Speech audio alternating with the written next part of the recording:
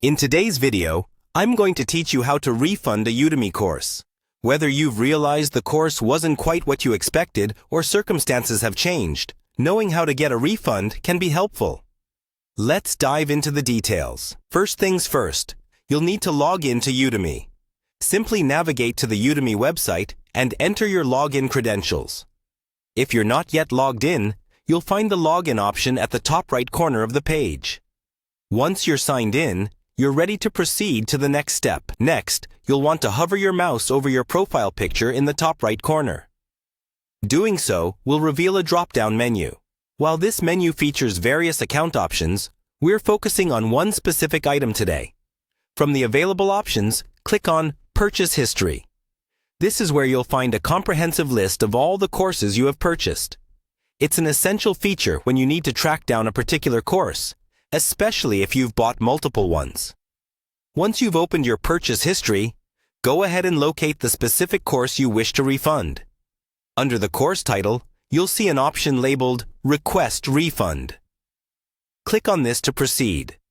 However, if the course was part of a larger shopping cart purchase, the process is slightly different.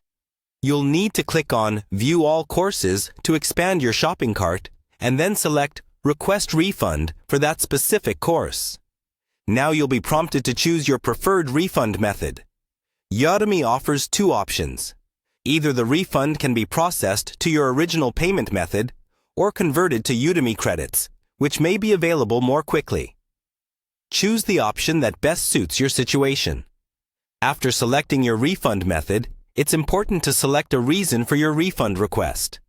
Udemy provides various reasons, so pick the one that closely aligns with your experience.